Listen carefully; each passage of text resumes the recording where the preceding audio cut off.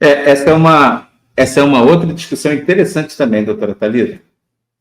Muitos servidores que estão no PCTN, principalmente os antigos, e o Nilo sabe disso, muitos engenheiros aí e analistas, eles começaram a reclamar, tão logo veio essa decisão de equiparar com ciência e tecnologia e deu RT para eles, muitos engenheiros que tinham função, que trabalhavam, que executavam, não tinham a liberação da organização para poder fazer mestrado e doutorado. Porque você vai fazer mestrado, você tem que se dedicar. Não é simplesmente comprar um mestrado para fazer. E aí a organização não libera ele para fazer o mestrado, que é diferente da capacitação do pessoal de nível intermediário. Até porque, durante toda a vida laboral deles, trabalhou 30 anos, para chegar na hora o governo dizer assim, pô, eu vou te dar uma gratificação excelente, que é a retribuição de titulação, não é isso? Mas você precisa ter doutorado. Pô, o cara trabalhou 30 anos sem ter esse tipo de exigência.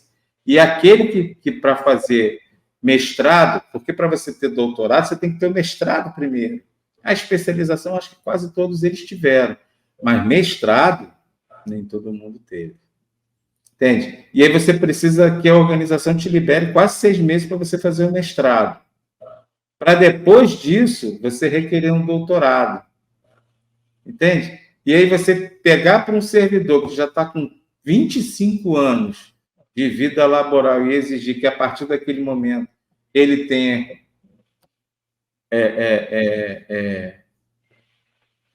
que ele tenha uma titulação para poder receber um valor de gratificação, é uma reclamação que todo mundo faz, tá?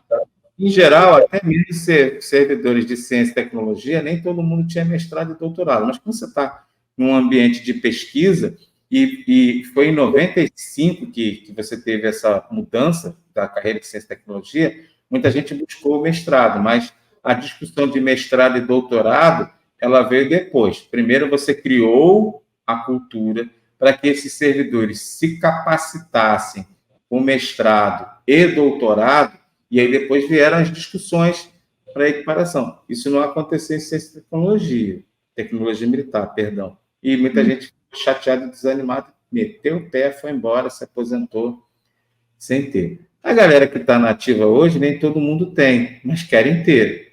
Para ter, é necessário que haja liberação, como está bem colocando a Maristela aqui. Algumas pessoas estão me pedindo para flexibilizar, não necessariamente que você tenha mestrado e doutorado. Eu acho que esse caminho a gente pode até tentar, tá?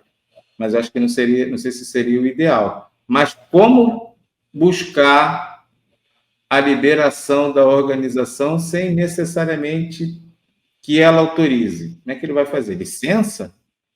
Então, a gente precisa até entender, presidente, o motivo da negativa. É o que? Ela pede para ficar afastada durante um tempo, sair mais cedo? Qual é o tipo de pedido que é feito para ter essa negativa da administração para não autorizar o curso de mestrado, no caso? Uma delas a gente precisa entender. Né? Tem pouca gente para fazer. E eu não sei se o mestrado e o doutorado, que a gente poderia ter essa discussão com a defesa e próprio os comandos, é que, quando, por exemplo, a gente está falando aqui, o Nilo faz a questão da capacitação, e aí a capacitação é institucional. O que a gente deveria ter a discussão com o Ministério da Defesa e com o próprio governo é que no plano de capacitação institucional garanta que o servidor possa pedir para fazer mestrado e doutorado. Exato, presidente. A gente observa aí nessa situação específica que é o próprio Estado, o agente público, limitando o crescimento do Estado. Porque se você é pesquisador, você precisa, né, se aprofundar ali como mestre, né, no mínimo 2 anos, ou um doutorado, aí 4, 5 anos, enfim. É o bom senso, né, como a gente sempre fala, né, presidente, junto à chefia. Porque se o servidor consegue conciliar ou depois fazer o serviço dele no outro horário e suprir isso, né, essa barreira é facilmente derrubada.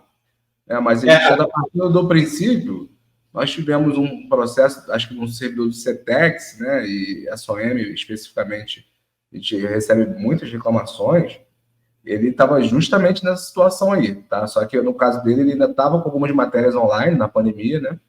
Ele estava conseguindo conciliar. Mas é um problema, assim, meio que novo para a gente, né? Apareceu agora na live. A gente tem que buscar um caminho para poder ajudar, fazer um requerimento. É a primeira coisa, o servidor tem que fazer o requerimento, solicitando essa questão. E aí, a partir da eventual negativa deles, né? Tem que provocar a administração. E aí, se for negado, a gente tentar judicializar para poder adequar aí os horários e, assim, para o servidor poder estudar e melhorar o serviço público cada vez mais, né? Até para isso a gente tem os princípios constitucionais, né? A gente quer uma eficiência no serviço, então a gente precisa investir. Quando a gente, o Nilo participa sempre, faz as capacitações, na própria legislação que trouxe as avaliações de desempenho institucionais, os critérios são exatamente isso, que os servidores cada vez mais estejam capacitados para que assim tenham um melhor serviço público. Então, por que barrar, vamos dizer assim, ou impedir que aquele servidor tenha um crescimento, não só para o serviço público, mas um conhecimento, né, das técnicas, enfim, para aprimorar o próprio serviço público. Então, por isso que eu disse, a gente precisa saber o motivo da negativa da administração. Seria o quê? Horário? Seria até para a gente poder conseguir combater isso de maneira jurídica. Isso, a Thalita falou muito bem, né? Ela lembrou do princípio da eficiência, né? Do artigo 37 caput da Constituição, que é um princípio expresso constitucional. Então, isso vai ser, né? Tá travando aí o princípio da eficiência. Muito bem lembrado. Aqui o senhor fez uma observação interessante, né? Que algumas discussões que algumas pessoas têm comigo. O Arsenal, dá o exemplo da carreira de tecnologia militar, ela não faz pesquisa, né? Mas ela faz desenvolvimento tecnológico. Tá? E aí, quando você faz desenvolvimento tecnológico, eu vou falar de algo que a gente conhece. Então, nós temos um amigo que é meu amigo do amigo ele era meu vizinho lá, quando eu morava na Tijuca, mas ele era um cara que eu tinha uma profunda admiração, engenheiro André do Arsenal de Marinha.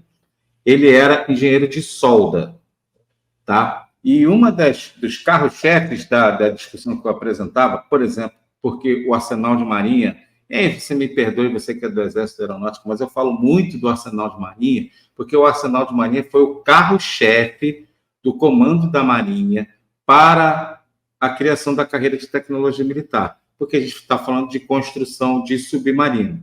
Quando o Arsenal fez a parceria lá com um estaleiro alemão, você tinha um submarino que, teoricamente, era descartável. Você comprava um submarino para ele ter uma vida útil, ele não faz reparo, porque a Alemanha não faz reparo desse tipo de submarino, que é um submarino convencional, e ele, com o tempo útil de vida dele, ele ia embora. A Marinha desenvolveu uma tecnologia de solda para abrir e fechar o submarino.